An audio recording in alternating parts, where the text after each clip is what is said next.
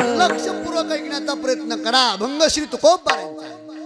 या अभंगाद्वारे भगवान जगद्गुरु तुकोबाराय मानव देहात आलेल्या जीवाला उपदेश करतात. महत्वाची 3 मुद्दे मी आपल्या समोर मांडतो. एक, उपदेश करणारे कोण, दुसरा उपदेश करतात तो कुणाला, आणि तिसरा मुद्दा उपदेश आहे तरी कशाचा, म्हणजे कशासाठी. पहिला मुद्दा, उपदेश करणारे कोण, जगद्गुरु तुकोबाराय. कोण तुकोबाराय?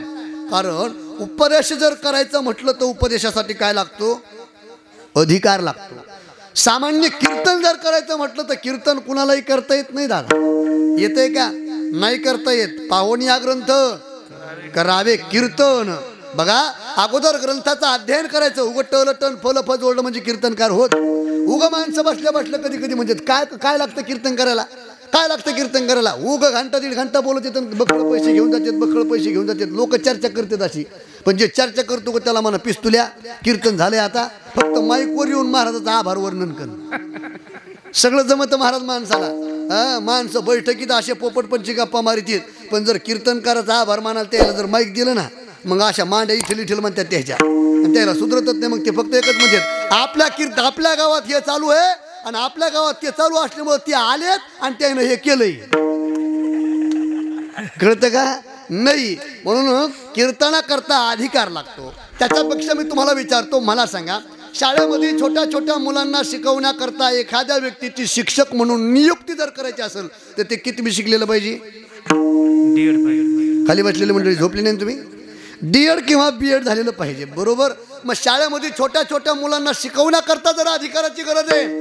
आज जगद्गुरु तुकोबाराय जगाला उपदेश करतात. अधिकार नको पाहिला. कोण तुकोबाराय? ऐका तुकोबाराय. अनुरेनुया तो कडा तुका कसा वडा. आकाशा एवढी माझ्या तुकोबारायांची उंची. बरं, हा अधिकार कळाला महाराज. उंची तुकोबारायांची, आकाशा एवढी आहे. पण विद्वत्तेचा अधिकार. किती ज्ञानी तुकोबाराय. तुकोबाराय स्वतःचा ज्ञानाचा अधिकार स्वतः सांगतात. वेदार्थाचा अर्थ आम्हाशी ठावा इराणी व्हावा भार माथा. वेदाचा सखोल अर्थ जाणणारे तुकोबाराय. नाही पंचमवेद निर्माण करणारे तुकोबाराय. अजून तुम्हाला विचारू, मी बसलेल्या मंडळींना एक प्रश्न विचारतो. माझा प्रश्न सावधानतेनं ऐका. मला जर बोलणारी माणसं आवडतात म्हणून कीर्तनात बोललं पाहिजे. ऐका माझा प्रश्न. मला तुमच्या सगळ्यांकडून उत्तराची अपेक्षा आहे. बसलेली मंडळी, पुरुष मंडळी फक्त. मी तुम्हाला प्रश्न विचारतो. माझा प्रश्न असा आहे, मला सांगा, माणूस म्हणून जन्माला आल्याच्या नंतर माणूस म्हणून जीवन जगत असताना माणसं भेटतात कोणाला? मी परत एकदा रिपीट करतो. माणूस म्हणून जन्माला आल्याच्या नंतर माणूस म्हणून जगत असताना माणसं भेटतात कोणाला? बायकोला, मरणाला, काळाला. मरणाला भेटत, अर्थात काळाला भेटत. घडी घडी काळ वाटयाची पाहे. पण जगद्गुरु तुकोबाराय म्हणतात, ज्या काळाने या विश्वातील प्रत्येक जीवाला त्रस्त केलं का, तुकोबाराय म्हणतात, चबू महाराज पांडू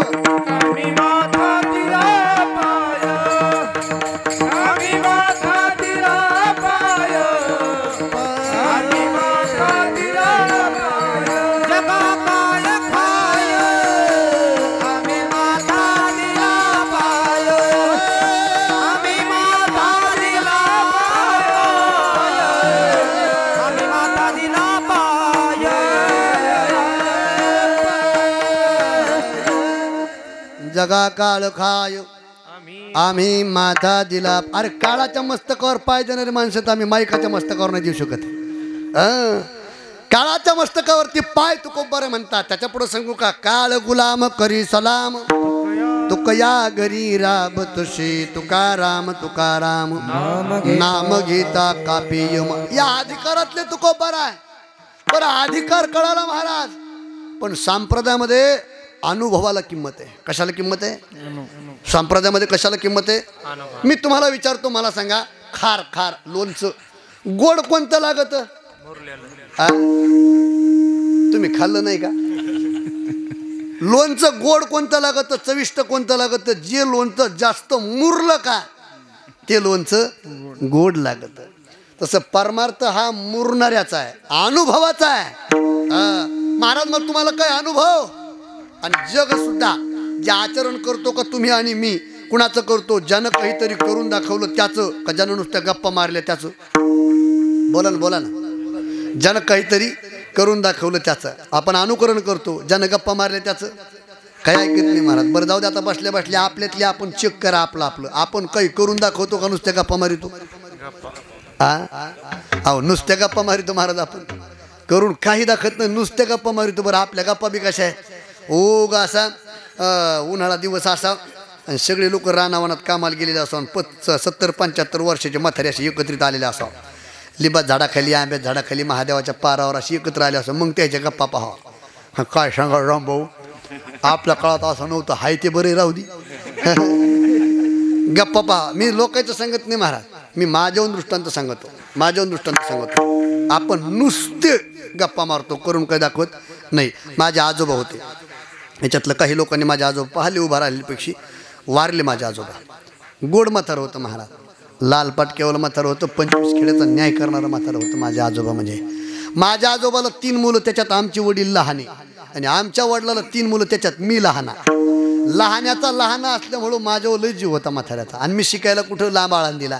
मी जर गावाकडे आलो का, म्हातारं मला मांडीवर घ्यायचं, तोंडावून हात फिरवायचं, माझ्यावर लय प्रेम करायचं, तोंडावून हात फिरवायचं म्हातारं माझं, आजोबा माझे. आणि मला आवडीनं कृष्णा महाराज, आवडीनं आमचे दादा म्हणजे आमचे आजोबा मला लहानपणी आवडीनं काय म्हणायचे? बाबड्या म्हणायचे. काय म्हणायचे? फक्त कीर्तन झाल्यावर म्हणू नका, बाबड्या म्हणायचे. मी आळंद देऊन आलो की मांडीवर बसवायचे, मला तोंडावून हात फिरवायचे. आमचं मग म्हातारं नेमकी मला म्हणायचं बाबड्या. मी म्हणायचो काय दादा?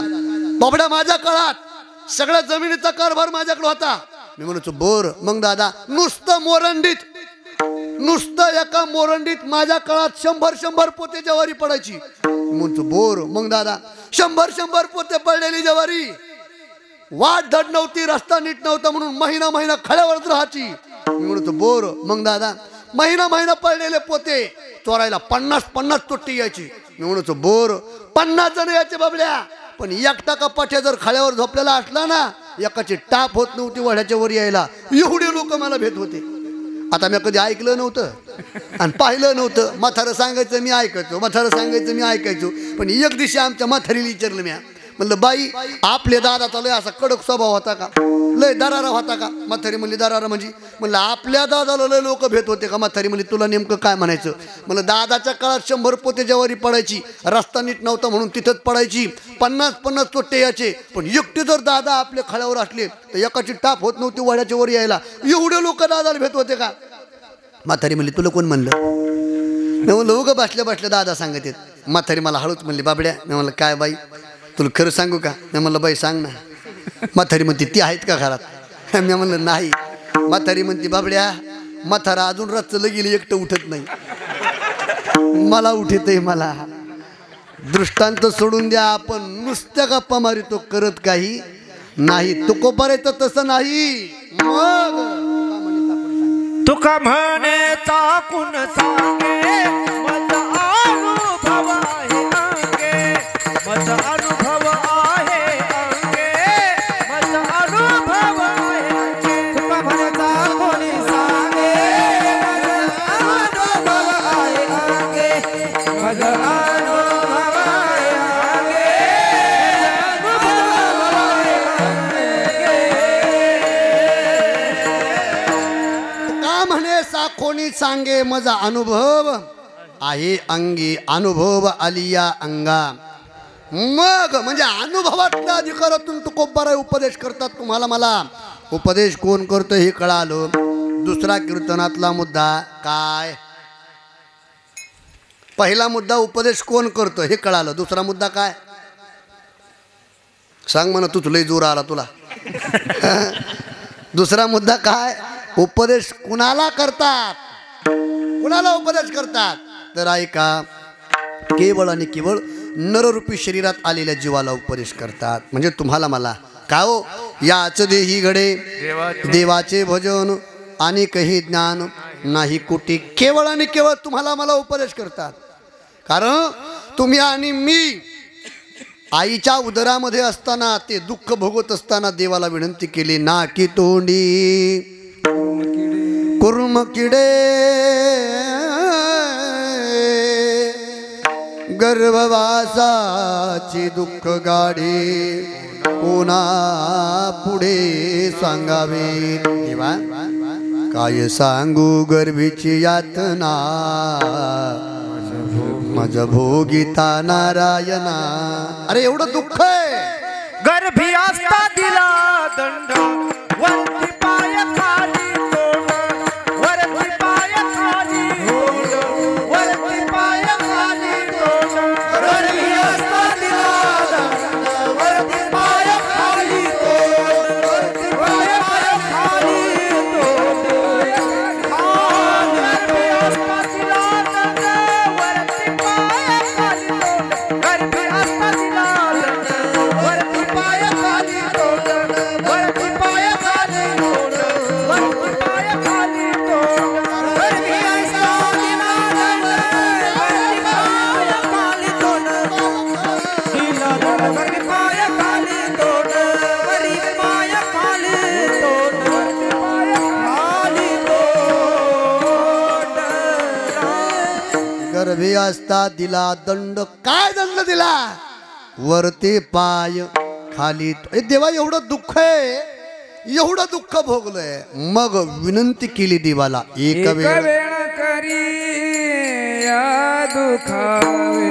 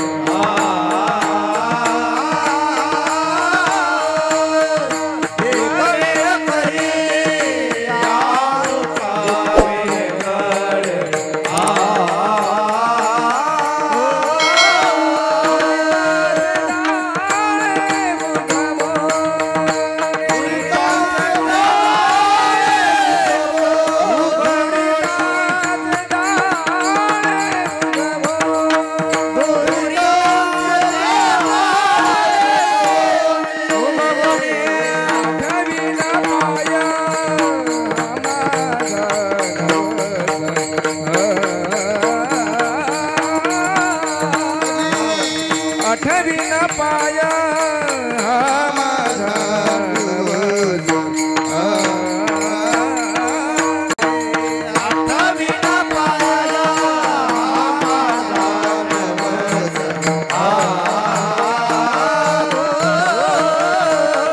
आठवी न पाया हा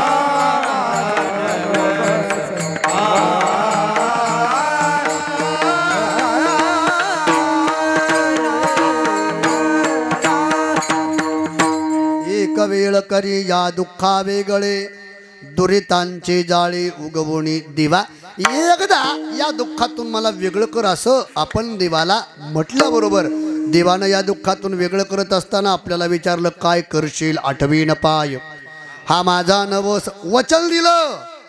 पण महाराज विसरले लोक जन्माला त्या दुःखातून बाजूला काढल्याबरोबर जन्माला आल्याबरोबर आपण भजन करायला लागलो का? वचन दिलं पण भजन करतोय का आपण? नाही करत महाराज, भजन नाही करत. बरं करत जरी असलो भजन, तुम्ही म्हणाल महाराज कामाधंद्याचे दिवस आहेत, जेवण व्यवस्थित झाले, झोपेची वेळ तागून आम्ही इथं कीर्तन ऐकायला आलो आणि तुम्ही म्हणता भजन करत नाही. आपण भजन करत नाही असं नाही, करतोय.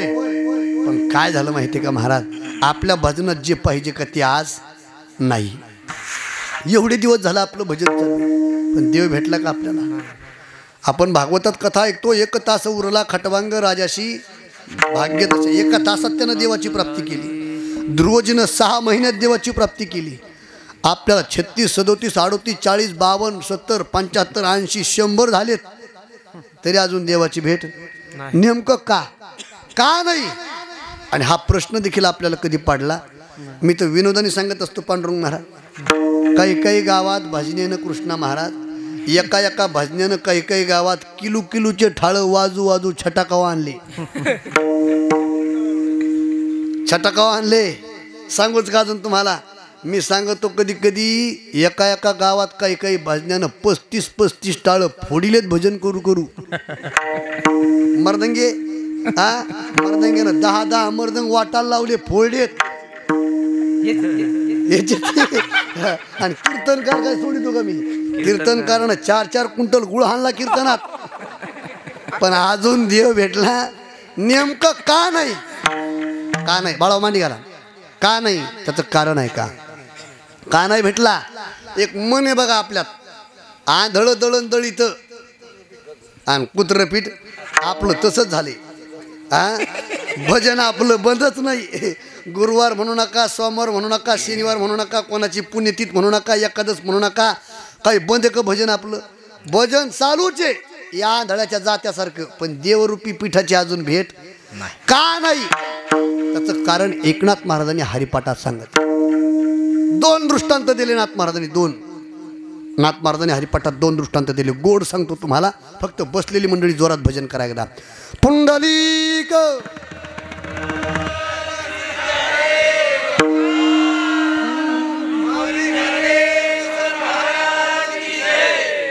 काही तर नुसते टकामका माझ्याकडे पाहा लागले दुष्काळ भाद्रपदातले गणपती बसले त्याला वाटलं अचानक काय झालं हा आमच्या दादाचा कीर्तनातला दुसरा नियम आहे महाराज दादा सांगायचे कीर्तनकाराकडे 4 कामं किती कामं 4 पहिलं काम कीर्तनकाराने अभंग सोडून बाजूला जायचं दुसरं काम बसलेल्या लोकांना गपची बसू द्यायचं मग तुम्हाला का भांडे खेळायला लावायचे का भजन करायला लावायचं आणि तिसरं काम उभा राहिलेला टाळ करायला अशी हाताची घडी दादा आबूक म्हणायची त्याला आबूक हाताची घडी घालू द्यायची नाही आणि तिसरं काम कीर्तनकारांनी स्वर सोडायचा नाही ज्या कीर्तनकारांनी स्वर सोडला ते दादा म्हणा ते आपला अधिकार तसं 4 कामापैकी एक काम तुमच्याकडे म्हणून इथून पुढे लक्षात ठेवा आता चला इथून पुढे लक्षात ठेवा 2 उदाहरणं दिले नाथ महाराजांनी गोड सांगितले नाथ महाराजांनी काय उदाहरणं सांगितले नाथ महाराज म्हणले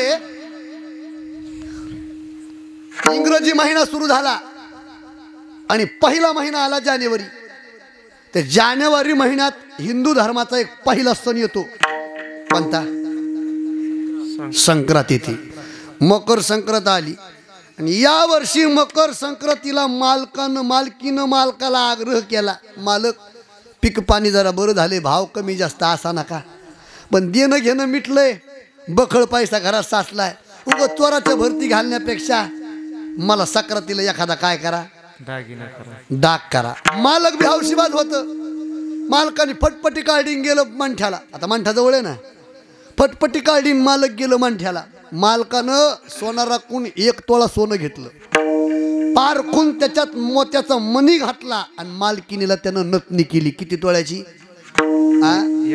1 तोळ्याची काय केली बोला तुमचं काही दुखत का पण जर बोलन महासंघ 1 तोळ्याची काय केली नतनी केली कोणाला केली कोणाच्या त्याच्याच केली आणि ते नतनी घेऊन मन ठेवून ते निघालं नेमकं गावात काय झालं गरम पंचायतचं पाणी नळाला सुटलं पाण्याचा लय दुष्काळ होता म्हणून पाणी 2 दिवसाला येत होतं म्हणून बायानं नंबराला भांडी लावली होती आणि पाणी आल्यामुळं त्या नंबराहून बायाची भांडणं लागली एवढे भांडणं एकोपाला गेले तर बायाचे भांडणं कसे लागत ते काय कीर्तना सांगायचा विषय एवढे भांडणं एकोपाला गेले एका बाईकड बिगर काठाचा स्टीलचा हांडा होता त्याला कोयत्यासारखी धार असते महाराज त्या बाईनं तो हांडा घेतला आणि बायाच्या घोळक्यात असा दिशी फेकून मारला जसा बायाच्या घोळक्यात मारला का तसा एका बाईच्या थोबाडाला तो लागला आणि जिच्या थोबाडाला लागला का तिचं नाक गेलं आणि तिच्याच मालकानं नतनी आणली लावायची कुठं